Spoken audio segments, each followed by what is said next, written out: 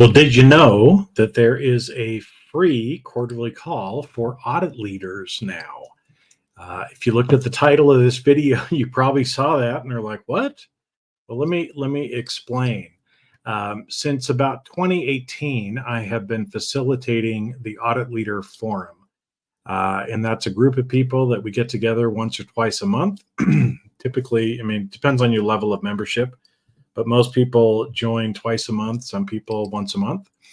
Uh, and they're audit leaders, heads of internal audit, people that are running internal audit departments at companies all over the world. And we get together and talk about the things that are on their mind, things that they have questions about. It's not like a roundtable where the topics are already decided. Instead, what we do is each call, people kind of throw topics out there, and we go through and talk about what is on people's minds, things that they need to deal with right now, questions they have, sometimes wondering maybe how other people in the group have dealt with certain issues before. And so, like I said, I've been running that since 2018. And now we have a basic membership in the Audit Leader Forum that allows audit leaders to join for free every quarter. And so we had one of those calls today. And so I just wanted to kind of, make sure that you were aware of that, because if you're an audit leader that would like to talk with other people and, get some feedback from them, get a little bit of coaching and advice, consultation on what you're doing, then this just may be the thing for you. So today, on today's call, we had people from all over the world. It was late at night for a few people. They were trying to put their kids to bed. Others, it was during the workday. And some of the topics, let me just kind of run through some of the topics that people wanted to discuss today. And maybe I'll give you a little bit of information about some of the conversation that we had there. So one question dealt with dealing with a lack of clarity around organizational strategic direction, right? So some organizations do a better job than others of having a strategic direction. So what do you do if you're an internal audit and you're supposed to be doing a risk-based audit plan that's based on strategic objectives? What if your organization doesn't have those, right? So that was one of the topics and questions. One was on finding the right balance between audit and advisory work. So, again, in internal audit, we usually say that we're an assurance and advisory service. And so a lot of people have questions around, well, how much audit, how much advisory? If I'm not doing advisory, should I? How much advisory should I actually be doing? So that was one of the questions that people had.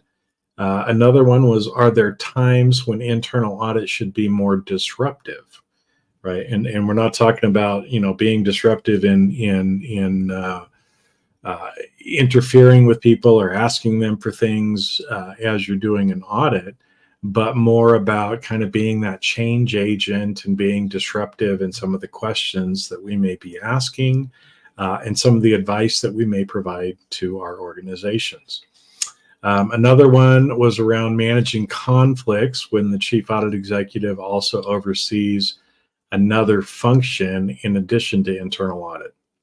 So some people in the role have risk management responsibilities. Some have SOX or internal controls over financial reporting. Some people have ethics. Some people have compliance. There's a lot of people who head up internal audit that have other responsibilities besides internal audit. And there's always the questions around, well, what can I do? What should I not do? Some of those kind of things come up often, right? Another one that we talked about today related to kind of staffing. And, one of the people was in the process of kind of doing some heavy lifting for the first year of a new regulation that they have to follow, and trying to understand, well, do I need to go back and actually ask for more people? Should maybe some of those resources be co-sourced? Should I hire people to help me? What's the right way to do it? And that kind of led into a whole discussion about, when you're asking for new resources and some of the different ways to go about getting more people added to the internal audit function, because that's an issue that a lot of people actually deal with. And so, like I said, those were some of the questions and the topics that we discussed today. And so I'll go through now and kind of give you a little thumbnail. I mean, it was an 1.5-hour call. So, if you're an audit leader and you're interested in this, you can actually join the basic membership and be able to go back and listen to the recording from today. So you get the full 1.5 hours of hearing everything instead of my quick 10-minute summary in this video. So if that's of interest to you, again, I put links in the description of the comments area here, so you can go back and find that if you would like. And like I said, this is for the basic membership, which is a call each quarter. So we had one today. Our next call is coming up in December. So again, if this is something that interests you, it's probably good, before you forget, just click on the link in the description and go sign up, so that way you can join us in December as well. Now, if you're hearing this and you're like, this is great, but I prefer to do something monthly, I'd like to get CPE for it, I'd like to have some one-on-one help as well. We do have the essentials and premium memberships as well that would give you those things. And those links also should be in the description as well. So if you're interested in that, reach out to me or click on the link and go take a look. So let's go through and talk a little bit about some of the topics that came up today. So we'll start off with finding the right balance between audit and advisory work.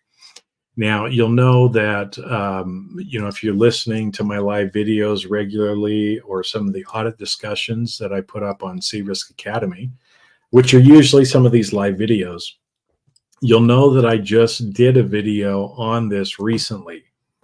And so what's interesting is in the premium membership call for the Audit Leader Forum, we've been talking about this a lot. This has come up the last several calls. Somebody asked me a question about it on social media, and so that's what's kind of led to that whole video. So if you're interested, I'll still give some of the information here, but if you'd like more information, you can always go back and find that other video that I did in the last few weeks, and I believe it's up on CRisk Academy, so it may be easier to find over there. But this is a question that people have a lot. Is a lot of internal audit, depending on the culture, depending on your stakeholder expectations, a lot of internal audit spends their time doing auditing or assurance work, right? Validating, verifying, testing to make sure that things are operating the way that they're supposed to be operating. Now, that often goes into some other areas that are a little bit more compliance, but audit tends to do it a lot of times, like Sarbanes-Oxley testing, general internal control over financial reporting controls testing as well, right? And so a lot of people spend their time in audit or assurance activities, and there is a lot of value in providing those services. I mean, that's the main reason why internal audit exists. But there is also a lot of value in providing advisory work. So non-audit, where you're there to kind of consult, provide advice, help people put maybe processes in place that don't currently exist. Because a lot of times you can add a lot more value for those types of projects because you're actually helping management to accomplish something they're working on already. Now, some of the benefits for doing that is, especially, and we talked about this on the call, is if, let's say, and this kind of ties into our ERM and other areas that the head of audit may be responsible for. Sometimes a process doesn't exist And so you can't go audit the ERM function if there is no ERM function. And it doesn't do a lot of good to just write up a report and say, hey, company, you need to establish an ERM function. Shame on you. Go do it. Then I'm going to come audit it. And then wait for 2 or 3 years until something gets put in place. Instead, usually what is most helpful is to actually be a part of the process, be a part of the change, right? And that's the person that brought up the question about managing conflicts when you're responsible for other areas. That's what he was dealing with as well. Like me, he had the great idea of, we need to be doing risk management better. So, CEO, I think we should start an ERM function. And I raised my hand. And the CEO turned back around to me and said, great idea, Jason, you go do it. Right. And so that's what he got told as well. And so it makes a lot more sense to spend time helping your organizations prepare, put processes in place, manage some of these risks, and actually put some mechanized process behind it before we ever go back and audit, because there's nothing to audit if you don't do that. And so this is a great opportunity where a lot of times advisory work can be helpful. Now, some of the challenges with it is, again, sometimes the culture, sometimes the perception of what internal audit does by the board and by management is all you guys do is audit, right? That's all you're good for. That's all we want you to do. And that can be okay. If that's what their expectations are, then you should do what their expectations are if you want to keep your job, right? But there is also an opportunity to start incorporating some advisory work. And so the suggestion, or one of the ways to go about that, is to find somebody in your organization who already knows, likes, and trusts you. And they're going to become your champion or your cheerleader. And what this means is this. A lot of times when you're doing, interviews with people, let's say you're doing a risk assessment or you're trying to come up with your audit plan for the year, often you'll sit down with executives and you'll ask them questions like, what could go wrong, try to identify what some of the risks are. But a really good way to kind of switch that around, right? And so I'm going to give you a little tip that we usually share with people regularly in the Audit Leader Forum, is things like this. Well, instead of going in and asking the executive, what are you afraid? What's the greatest risks? What keeps you up at night? Start off with a question instead that says something like this. What has to go right for you to meet your objectives? Okay. What has to go right for you to meet your objectives? And then the person should tell you what that is. And so then you say, okay, how comfortable are you that will happen, right? Put a percentage on it. Are you 80, 90% sure that that's going to happen and you feel pretty comfortable about it? Or is it one of those where they're like, I think it's 50-50. I'm a little concerned, right? Because again, if they come back at you and say, well, I'm 90% sure that it's going to work. I think I've got everything managed properly. Okay, great. Right? You could at that point say, well, would you like some assurance to make sure that is in fact that you can have that 90% confidence? And they may say yes, they may say no. If they say yes, then there's an assurance project that you can go do. You can go test that process that's been put in place to make sure that it looks like it's happening, right? Or, again, if they're saying, look, I think I'm not so sure about it. Well, would you like some help with that? Is another question you can ask. And at that point, they'll either say yes or no. But if they say yes, now you can start to have the discussion around maybe how you could do some advisory work in that area to help make sure that you can help that executive get from maybe 50% to 90% confidence. Okay. And when you do that, again, as long as it's an area that you or your team have expertise, now you have an advisory project that you can go do. You can put resources on it. You can go out and do the project. You come back and you've helped this executive. Okay. Because again, we're going to assume that everything went great. You help the executive. They're really happy about it. Now, what do you think that person is going to do? They're going to tell other people in the organization, hey, Jason and his team came in and helped me with this problem. They were great to deal with. They provided me some good insight. Now I'm 90% confident things are going to go well, and I'm really happy.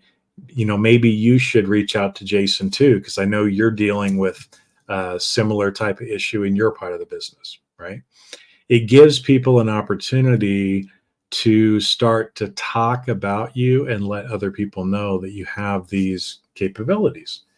Now, when you do that, right, now people are going to start reaching out to you more and more. And the more you do these projects and they work out well, the more value you're adding to your organization, the more advisory work you're able to do. Now, is there a right number on how much of your total audit resources you should put towards audit versus advisory? There isn't, right? Some people, I've seen some organizations that 50 or 60% of what they do is advisory. I've seen others that don't do any advisory. I've seen a lot that do maybe between 10 and 20% advisory. And a lot of that is going to depend on, again, your culture, your context, the expectations of your regulators, the expectations of your board, the expectations of your management team. In fact, there was one person on the call today who said, yeah, when we talk to our board, they want us to do more audit work. They don't really want us to do advisory work. Okay, makes sense, right? So maybe you're going to spend more time in that organization doing assurance work, but have you also let them know that you can do these other things? Because that was part of the discussion, right? When the person said that and they went, oh, hold it just a minute. Maybe they don't even understand that we could do those kinds of things, right? And so then it becomes kind of salesmanship on that part for the audit leader to start explaining maybe some of the things that they could do and see if that's something that the board and management would like you to do. Okay. So that's a little bit about audit and advisory work. And again, I did a whole video on this a week or two ago. And, if you're interested in more of it, you can sign up for the Audit Leader Forum Basic Membership and hear the whole discussion. So another topic here, managing, conflicts when the CAE is responsible for something other than internal audit. So a lot of times we'll see this where an audit leader is also responsible for risk management. And so the discussion that usually comes up there is always, well, now I'm not independent and objective of that second line function. So can I audit it? Shouldn't I audit it? Am I taking the role of management? And does that preclude me from doing maybe other assurance work? And the short answer typically is, as long as your board is okay with it, right? First off, does your board know and do they agree with it? Does your management know? Does your management agree with it? They probably do, right? But sometimes you want to make sure that the board knows that too. And then another thing to consider is maybe, are you helping to just establish or stand up or set up a risk management function in the short term and then going to hand it off? Or is this something that you will probably continue to have as your responsibility? Because the approach you take under either of those might be a little different, right? You might, for 2 or 3 years, you set it up, you wait a year or so, then you go back and you audit after somebody else is responsible for it, right? That could be one option. If you're responsible for it, you probably don't, right? But because you don't want to audit yourself, but there are some ways around that from an objectivity perspective. One is having different teams. So I was in that responsibility, or that situation. My last chief audit role, I was responsible for internal audit, for risk management, and for ethics and compliance at 3 different areas. And so one thing that I made sure of was I had different teams that were responsible for each of those. Now, sometimes people from the different teams would help each other out, but for the most part, they were pretty much in their lane. So if the person who was running audit showed up, or a member of his team showed up, people in our organization knew they were getting audited, right? If the head of ethics and compliance showed up, well, we were there to do some sort of ethics or compliance issue, maybe around our company survey, ethics, some compliance issue. If our people that were in charge of risk management showed up, they were there to help manage risk, deal with some of the insurance things like that, right? So that was one of the ways that I tried to help avoid that. And the reason for that comes is that sometimes when you have multiple responsibilities, people in your organization are confused on whether they're being audited or whether they're not being audited. And so one way to try to curb that is to have different teams if you're going to provide assurance, right? Because then I could send my internal audit team in to audit something related to risk. I could do that. Now, if I were going to do that, I didn't. I could have, but instead I had an arrangement with my board where they said, look, we don't expect any assurance on the areas that you're responsible for. We trust you to manage it. We trust that you're going to do the right thing. If we ever feel like we need assurance on those areas, we will hire someone to come in and audit you. All right. So that was the arrangement that I had with my board. But again, those are, some of the things to kind of consider, because I know sometimes people push back and say, well, no, I can't do it because that wouldn't make me independent and objective. Most of us have come to the point of saying, we just need to do what's best for our organization. We just need to do what's going to add value. And if that means that a certain part of our organization we don't, quote unquote, audit, that's okay, right? Because it's more important that we're helping than to not help. Okay. So that's a little bit around, when you've got other functions there too. Now, for being disruptive, disruptive is a great word, right? We're not meaning being argumentative. We're not meaning being difficult to work with. But what we're meaning is more of kind of insight, asking questions maybe that other people aren't noticing, pushing the envelope a little bit just to get people to think. That is traditionally, or has traditionally been, a role in internal audit, especially when we're included kind of in some multidisciplinary teams that are doing things like ERP implementations, or maybe process improvement kinds of things, because sometimes we see the world a little different than everybody else does. And again, it's not to be argumentative, but just to maybe ask some questions to get people to think, to make sure that your organization is making the best decision possible. And there's nothing wrong with that. But like I said, you have to go into it with kind of the right attitude. Okay. So again, I can only give you a little bit from each of the different topics.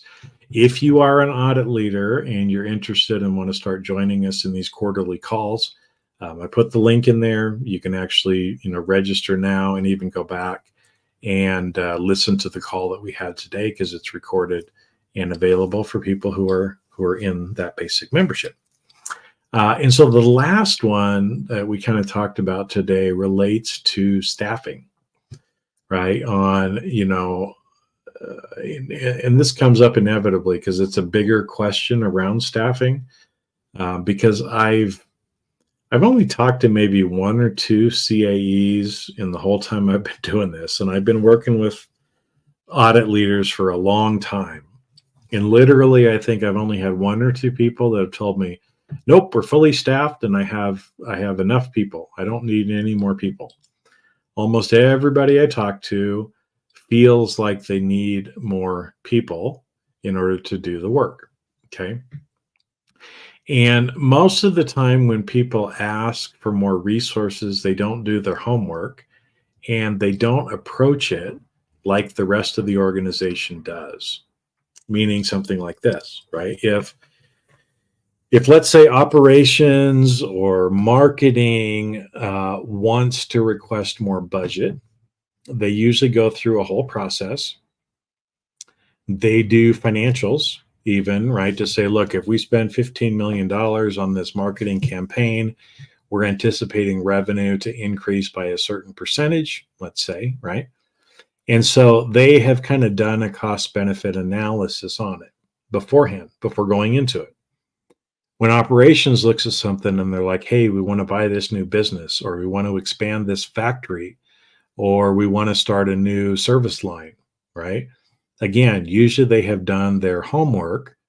And so when they get asked the questions, well, hey, if I'm going to give you $5 million for more staff or to expand, a warehouse or whatever it happens to be, explain to me the value I'm going to get for that money spent, right? That's normally what executives are used to doing. So, and I said, not all auditors do this, but I've seen a lot of auditors do this. They go in and they say, look, I just looked at a benchmarking study, and it says that companies like us are supposed to have 10 people in audit. That's the average. And we only have 6 people. So I want to hire 4 more people so that we are the same as everybody in our industry. That's not going to go over well. Okay. You're not going to get the funding usually based on a benchmark from somebody else. That usually does not work. You haven't done your homework as much as you should, right? Because that's not usually how money is allocated in organizations. So how do we do it in internal audit? Because it's not like we can say, hey, if you give me $2 million, I'm going to guarantee you that we're going to make $10 million in cost recovery next year as a result of what we're doing.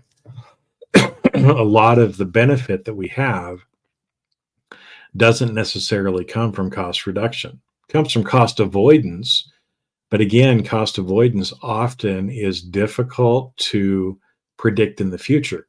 Now, once you've done a project and you can see how much maybe you've helped the organization avoid in risk, that's different, right? But usually that's after the fact when you start to notice what those numbers are, okay? So how do we do it in internal audit? Well, one of the great ways is if you're really doing a risk-based audit plan and you are sorting the projects based on highest risk, right, in whatever method you have chosen to do it. If you're attaching hours to each of the projects, now you can start to understand how many resources you currently have and how many project hours you have and how many of those projects you can actually do. And then you draw a line, right? Let's say, again, I have 6 people. I would like 10. Well, I figure out where is that line on my audit plan if I have 6 people. And it's not 2,000 hours per person. Okay. There's another way of doing it, and I'm not going to tell you that here because I got it in some of my other courses. But anyway, it's not 2,000 hours. It's something else. And so you learn, how many projects you can do and you draw the line. Then you go to senior management, you go to the board and you say, look, based on 6 resources, these are the projects I can do next year. If you would like me to do any below the line, either we need to replace, right, something below to something above, replace it, or I'm going to need more resources to get to those. Now, again, one of two things is going to happen. The board or management's going to say, where you drew the line is good. We're going to accept the risk below that. You stick with 6 people. We're okay with that. Now, if that's the decision they make, don't keep fighting for 10 people, right? Because they've decided that, nope, 6 is good enough. We're going to accept the risk of things below that. That's okay. Leave it alone, right? At that point, you can always come back later, right? But again, don't just keep fighting for 10 people if they're like, nope, 6 people is all we're willing to invest right now. Or they may look at it and say, you know what, there are some projects below that line that we would like to have you work on this next year. And at that point, then you can start to have the discussion of saying, okay, you want us to do these other 5 projects. That's this many hours. That equates to this many, full-time equivalents. I can either hire full-time people, right? Especially if it's work or knowledge that you want to keep within the company, that may be your best option. Or instead, it might be, it's going to cost us a little bit more, but maybe these are projects we don't need to do all the time, so we can hire a co-source provider or hire a contractor to help us with these. It's going to be a little bit higher fee in the next year, because usually you pay more for co-source resources than internal. But maybe that's the decision instead of increasing your full-time equivalents, right? So again, just some things to think about. We got into a lot more than that about staffing as well. But like I said, I only have a few minutes on here to kind of give you a summary of it. But like I said, we've got now this basic membership for audit leaders where you can be on calls once a quarter, and it's free. So if you're an audit leader and you'd like to join us, check out the links and join us for the December call.